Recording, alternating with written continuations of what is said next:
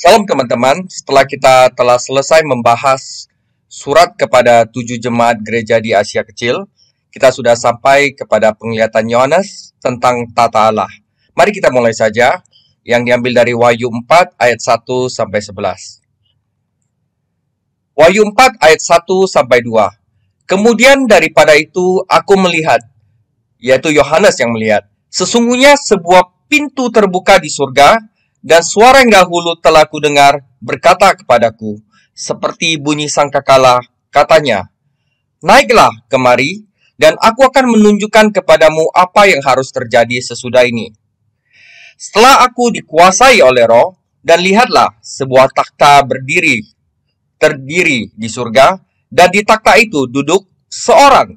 Nah, di sini kata kuncinya adalah pintu terbuka di surga, dan Yohanes disuruh naik, tetapi dia ada dikuasai oleh Roh. Dan apa artinya dikuasai oleh Roh?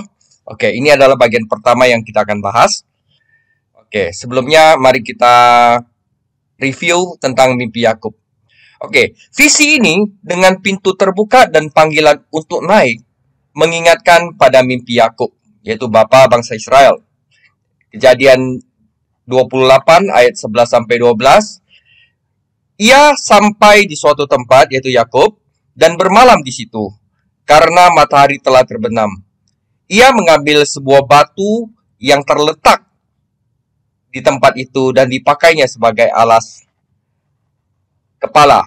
Lalu membaringkan dirinya di tempat ini Yakub, dia membaringkannya di atas batu sebagai alas kepala. Maka bermimpilah ia, di bumi ada didirikan sebuah tangga yang ujungnya sampai di langit, dan tampaklah malaikat-malaikat Allah turun naik di tangga itu. Saudara, baik Yohanes maupun Yakub melihat semacam jalan masuk ke dalam alam surgawi. Nah, selain itu, baik dalam mimpi Yakub maupun dalam penglihatan Yohanes, mereka tampak seperti pengamat pasif, yaitu inilah istilah dikuasai oleh Roh. Jadi kata dikuasai oleh Roh tampaknya menekankan gagasan bahwa kekuatan eksternal yang memulai peristiwa ini, dan Yohanes dapat mengamati, tetapi dia tidak dalam kendali penuh. Itu artinya dia sebagai pengamat pasif. Oke, peristiwa penting dalam kepasifan manusia ada di tempat lain. Jadi dalam sejarah Alkitab, peristiwa-peristiwa penting dapat terjadi pada saat-saat seperti kepasifan manusia. Seperti contoh, Adam tertidur lelap agar Tuhan dapat menciptakan istri baginya. Kejadian 2 ayat 21. Dan Abraham mengalami tidur yang sama, disebut tardameh, sementara Tuhan berbicara kepadanya dalam konteks memulai perjanjian yang baru dengan Abraham. Kita bisa baca ini di Kejadian 15 ayat 12. Saudara, peristiwa semacam itu tampaknya menunjukkan kepedulian aktif terhadap makhluk duniawi dari pihak surgawi, bukannya meninggalkan umat manusia ke sumber dayanya sendiri. Oke, kita udah ngerti apa itu dikuasai oleh Roh. Nah, karena itu Yohanes walaupun dia melihat pintu yang terbuka di surga, tetapi dia dalam kondisi pasif sebagai pengamat saja. Oke, saudara, kita lanjutkan ke ayat 3 sampai ayat 4.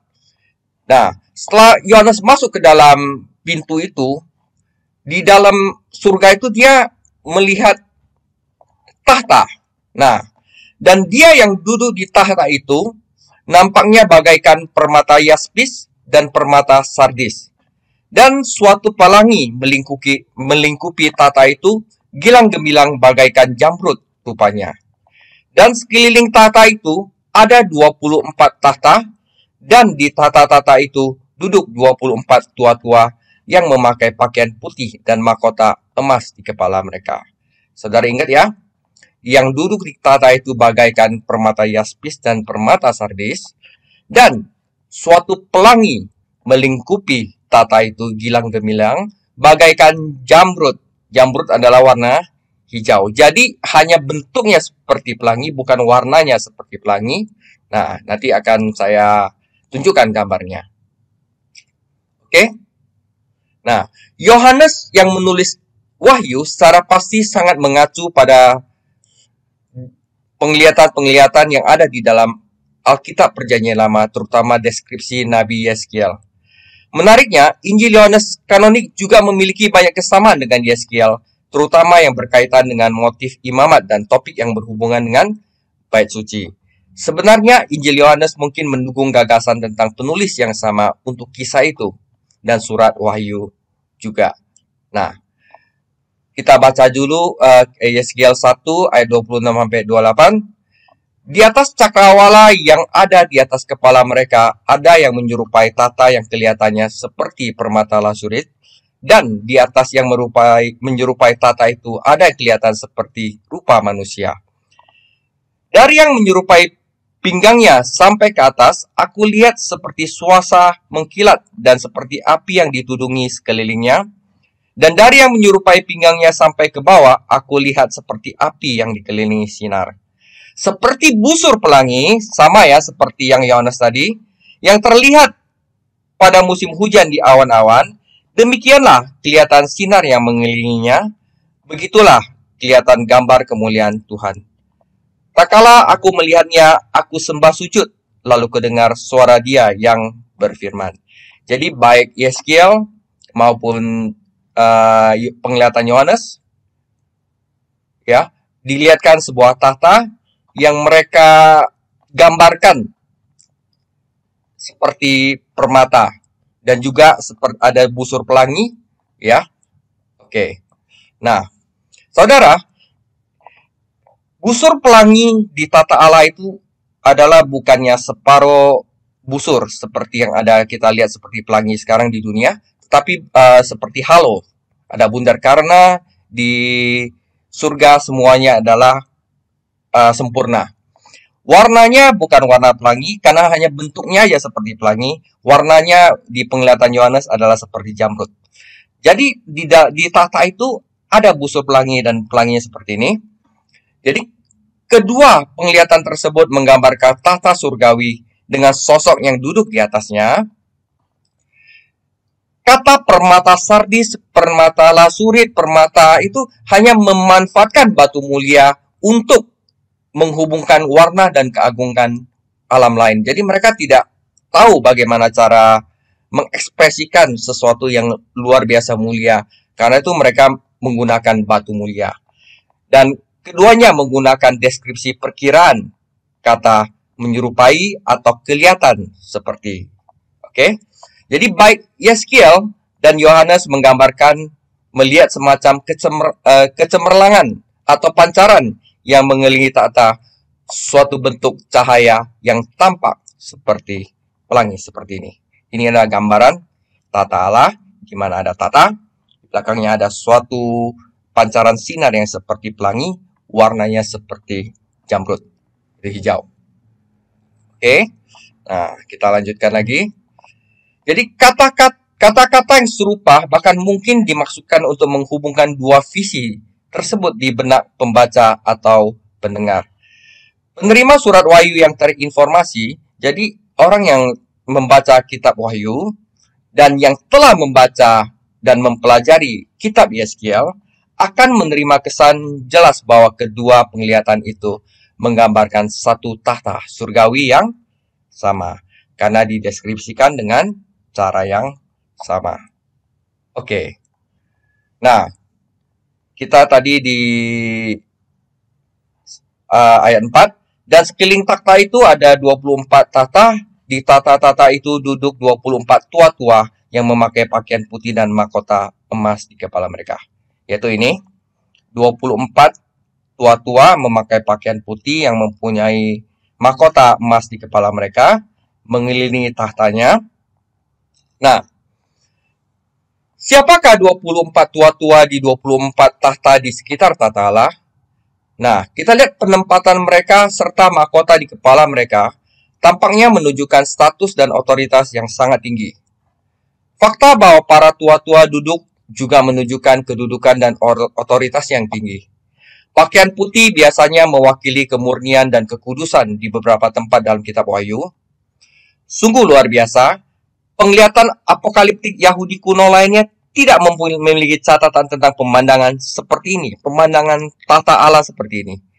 Yohanes tidak mengatakan dengan tepat siapa 24 tua-tua surgawinya, namun dia akan kembali kepada mereka nanti dalam dalam wahyu berikutnya yang akan kita pelajari sebentar lagi. Nah, dalam Wahyu 11 dan Wahyu 19 ada deskripsi tua-tua. Nah, Wahyu 11 ayat 16, dan ke-24 tua-tua yang duduk di hadapan Allah di atas tahta mereka tersungkur dan menyembah Allah. Dan satu lagi Wahyu 19 ayat 3, dan untuk kedua kalinya mereka berkata, yaitu tua-tua, haleluya, ya asapnya naik sampai selama-lamanya. Dan ke-24 tua-tua dan keempat makhluk itu tersungkur dan menyembah Allah yang duduk di atas tahta itu. Dan mereka berkata, amin, haleluya. Dari dua ayat ini, kita bisa dengan jelas mengetahui bahwa fungsi 24 tua-tua ini adalah sebagai penyembah utama Allah. Dalam Wahyu 19, surat ini menggambarkan 24 tua-tua dalam istilah yang sama dan menggambarkan ucapan mereka seperti suatu jenis harmoni, yaitu suatu jenis penyembahan yang bersama-sama. Oke, saudara, jadi kita belum tahu siapa 24 tua-tua itu, tapi paling tidak kita tahu bahwa fungsi 24 tua-tua itu adalah sebagai penyembah utama Allah. Oke, siapakah 24 tua-tua? Sejumlah penjelasan telah diajukan untuk 24 tua-tua di sekitar tata Allah. Jadi kombinasi interpretasi yang mungkin menggambarkan sifat referensi literatur dan budaya dalam surat secara keseluruhan. Penafsiran pertama, interpretasi pertama adalah mengacu pada 1 Tawarik 24 yang menggambarkan 24 divisi keluarga imam di Israel yang secara bergantian melayani bait suci. Ini adalah interpretasi pertama. Interpretasi kedua juga mengusulkan bahwa 24 tua-tua mewakili 12 patriark dari 12 suku Israel ditambah dengan 12 rasul. Oke. Interpretasi ketiga menghubungkan gambar ini dengan istana kekaisaran Romawi, di mana kaisar dikelilingi oleh 24 pengawal yang memiliki kekuasaan dan otoritas besar. Jadi apa hubungannya sebenarnya sama Romawi? Ya, ada hubungannya karena surat Wahyu jangan lupa bahwa ini adalah surat penghiburan. Jadi kadang-kadang surat ini membandingkan sesuatu yang ada dalam saat itu dalam kekaisaran Romawi dengan realitas surgawi. Nanti saya akan jelaskan. Oke, kita lanjut dulu. Pertama jadi kita ada tata Allah, ada warna hijau yang seperti bentuk halo, dan ada 24 tua-tua yang ada di sekelilingnya. Oke, nah kita lanjut gambaran tata Allah. Dan dari tata itu keluar kilat dan bunyi guru yang menderu, dan 7 obor menyala-nyala di hadapan tata itu. Itulah ketujuh roh Allah. Dan di hadapan tata itu ada lautan kaca bagaikan kristal. Di tengah-tengah tata itu dan di sekelilingnya ada 4 makhluk penuh dengan mata di sebelah muka dan di sebelah belakang. Oke. Divisualisasi dulu ya saudara. Di depan tata itu ada 7 obor yang menyala-nyala.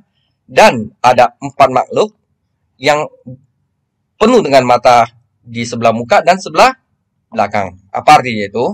Mari kita pelajari. Oke. 4 makhluk dan 7 obor. Jadi ini 4 makhluk dan 7 obor ini, ya, ini halo, 24 tua-tua. Jadi penglihatan Yohanes terus menggemakan bagian dari Yeskiel 1 dengan uraian tentang kilat, guru, dan api. Setiap penglihatan dari baik Yohanes maupun Yeskiel juga akan menggambarkan 4 makhluk yang luar biasa di sekitar tata. Nah, 7 obor yang menyala-nyala adalah ketujuh roh Allah. Ya, yang menyala ada 7 roh Allah, dan obor itu tampaknya terkait dengan ketujuh jemaat yang menjadi tujuan surat-surat itu yang ada di dalam Wahyu 2 dan Wahyu 3. Oke. Nah, mari kita balik ke Yeskiel lagi untuk mempelajari juga makhluk-makhluknya. Yeskiel 1 ayat 15 sampai 21. Aku melihat sungguh di atas tanah di samping masing-masing dari keempat makhluk-makhluk hidup itu ada sebuah roda. Rupanya roda-roda itu seperti kilauan permata Pirus dan keempatnya adalah serupa. Buatannya seolah-olah roda yang satu di tengah-tengah yang lain. Kalau mereka berjalan, mereka dapat menuju ke 4 jurusan. Mereka tidak berbalik kalau mereka berjalan. Mereka mempunyai lingkar dan aku melihat bahwa sekeliling lingkar yang 4 itu penuh dengan mata. Kalau makhluk-makhluk hidup itu berjalan, roda-roda itu pun berjalan di samping mereka. Dan kalau makhluk-makhluk hidup itu terangkat dari atas tanah, roda-roda itu pun turut terangkat. Kemana arah roh itu hendak pergi, kesanalah mereka pergi, dan roda-rodanya sama-sama terangkat dengan mereka. Sebab roh makhluk-makhluk hidup itu berada di dalam roda-rodanya. Oke, saudara. Jadi ternyata makhluk hidup itu, keempat makhluk hidup itu ada roda. Di sini saya akan memperkenalkan suatu istilah Merkava.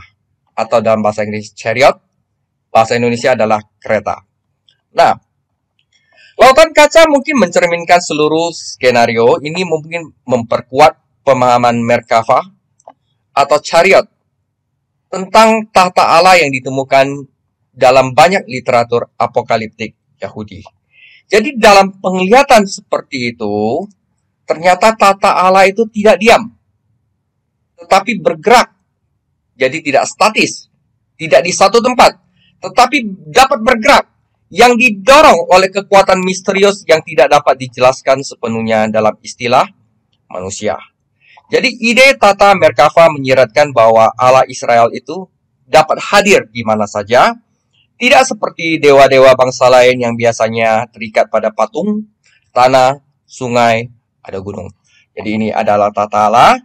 Ini ada keempat makhluk yang di sampingnya ada roda-rodanya, dan dengan roda-roda ini tata Allah itu tidak diam dan bisa pergi kemana saja.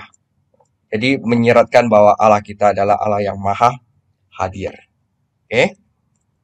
Nah, kita lanjutkan lagi gambaran tentang tata Allah. Ayat 7.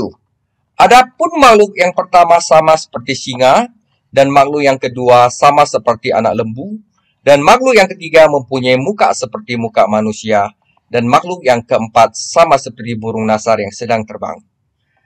Dan keempat makhluk itu masing-masing bersayap 6, sekelilingnya dan di sebelah dalamnya penuh dengan mata, dan dengan tidak berhenti-hentinya mereka berseru siang dan malam, Kudus, Kudus, Kuduslah Tuhan Allah yang Maha Kuasa, yang sudah ada, dan yang akan datang. Saudara, banyak interpretasi bahwa singa itu melambangkan binatang liar, lembu melambangkan binatang piaraan, domesticated animal, dan manusia melambangkan manusia, dan burung nasar melambangkan hewan yang bisa terbang. Jadi keseluruhan ini melambangkan adanya keseluruhan ciptaan Tuhan. Jadi seluruh ciptaan memuji Tuhan dengan mengatakan, Kudus, Kudus, Kuduslah Tuhan Allah yang Maha Kuasa. Ada juga yang menginterpretasikan bahwa singa melambangkan Injil Matius, di mana melambangkan kerajaan. Karena Yesus adalah anak raja. Injil Matius, anak raja. Lembu menunjukkan bahwa Yesus adalah pelayan, karena lembu adalah tugasnya membajak. Dalam Injil Markus. Dan Lukas, Yesus diperkenalkan sebagai anak manusia, karena dia dilahirkan dari manusia. Oke? Dan burung nasar terbang ke atas tinggi. Yesus diperkenalkan di dalam Injil Yohanes seperti anak Allah. Jadi ada yang menginterpretasikan seperti itu. Oke? Nah, kita baca Yeskiel dan Yesaya yang untuk menggambarkan makhluk ini, supaya kita dapat gambaran yang sama, karena dalam firman Tuhan kita harus menggali lagi di firman Tuhan tempat lain agar mendapatkan suatu gambaran yang lebih lengkap. Oke, dalam Yeskiel 1 ayat 10, muka mereka kelihatannya begini, keempatnya mempunyai muka manusia di depan, muka singa di sebelah kanan, muka lembu di sebelah kiri, dan muka Raja Wali di belakang. Nah, Yeskiel 1 ayat 22. Di atas kepala makhluk-makhluk hidup itu ada yang menyerupai cakrawala, yaitu apa? Lautan kaca yang ada di Yohanes. yang kelihatan seperti hablur es yang mendahsyatkan terbentang di atas kepala mereka. Dan di bawah cakrawala itu sayap mereka dikembangkan lurus, yang satu menyinggung yang lain, dan masing-masing mempunyai sepasang sayap yang menutupi badan mereka. Jadi ternyata mereka itu letaknya adalah di bawah tahta Allah. Nah, di Yeskiel 10, Yeskiel mengatakan bahwa mereka adalah kerub. Oke? Kerub. Tetapi dalam Yesaya juga ada suatu penglihatan seperti ini. Yesaya 6 ayat 2, para serafim berdiri di sebelah atasnya, masing-masing mempunyai 6 sayap. 6 sayap itu pas dengan apa yang digambarkan di Wahyu. 2 sayap dipakai untuk menutupi muka mereka, 2 sayap dipakai untuk menutupi kaki mereka, dan 2 sayap dipakai untuk melayang-layang. Dan mereka berseru seorang kepada yang seorang, katanya, Kudus, kuduslah Tuhan semesta alam, seluruh bumi penuh kemuliaannya. Sama seperti apa yang dikatakan di Wahyu 4. Jadi saudara, 4 makhluk yang di sekitar tata Allah ini masuk ke dalam deskripsi kerub di sini, juga masuk ke dalam deskripsi serafim di sini. Tetapi karena di dalam Yeskiel mereka itu letaknya adalah di bawah tata Allah, tetapi di Yesaya mereka letaknya adalah di sebelah atas tata Allah. Nah, kita tidak tahu apakah itu kerub atau itu serafim, atau mungkin ada suatu makhluk yang tidak dideskripsikan di Alkitab. Ya, tapi kita tahu bahwa makhluk itu mempunyai potensi, mempunyai sesuatu yang ada di kerub, juga ada sesuatu yang ada di serafim. Oke. Jadi 4 makhluk itu ada di bawah tata Allah. Saudara, jika kita membaca penglihatan Yeskiel, Yesaya, dan Wahyu bersama-sama, sebuah gambaran muncul bahwa 4 makhluk itu ditempatkan di bawah tata merkafah Allah, tata yang tidak diam, bisa bergerak. Dengan beberapa sayap mereka terulur untuk saling bersentuhan, mereka membentuk semacam persegi. 4 makhluk dengan banyak sayap, mata, dan roda, tata kereta bergerak bersama secara terkoordinasi setiap saat. Jadi, deskripsi ada pemisahan di sini antara tata Allah di bawah. Deskripsi tersebut menunjukkan bahwa ada semacam hamparan yang memisahkan makhluk hidup itu dengan tata. Nah, banyak matanya itu ada di sebelah muka dan di sebelah belakang. Makhluk ini dapat melihat ke segala arah, menekankan bahwa kemampuan mereka untuk memantau seluruh tatanan ciptaan Tuhan. Dan Tuhan juga Maha tahu. Oke. Kita lanjutkan. Jadi kita sudah ada deskripsi gambaran Allah, tata Allah, halo yang warna hijau seperti busur pelangi yang sempurna, ke-24 tua-tua. Di sini ada 7 obor yang melanggar 7 roh Allah, dan ininya adalah ke-7 jemaat, dan ada 4 makhluk ya, yang mempunyai banyak mata dan banyak sayap. Oke, kita sudah ada gambaran. Inilah tata Allah. Nah, kita lanjutkan lagi ayat 9 sampai 11.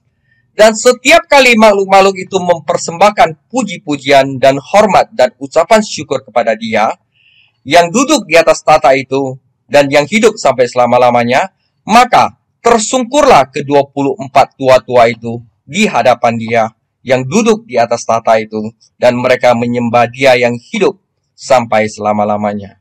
Dan mereka melemparkan mahkotanya di hadapan tata itu sambil berkata, Ya Tuhan dan Allah kami, Engkau layak menerima puji-pujian dan hormat dan kuasa, sebab Engkau telah menciptakan segala sesuatu, dan oleh karena kehendak-Mu, semua itu ada dan diciptakan. Saudara, jadi Yohanes dalam keadaan dikuasai oleh Roh, sebagai pengamat pasif, diizinkan untuk menyaksikan tata Allah, tata merkafah Allah, serta ibadah surgawi. Yohanes melihat 4 makhluk hidup memberikan kemuliaan kehormatan, dan puji syukur kepada Dia yang duduk di tahta. Kemudian 24 tua-tua bersujud di hadapan Tuhan yang bertahta, melepaskan mahkota mereka sendiri di hadapannya.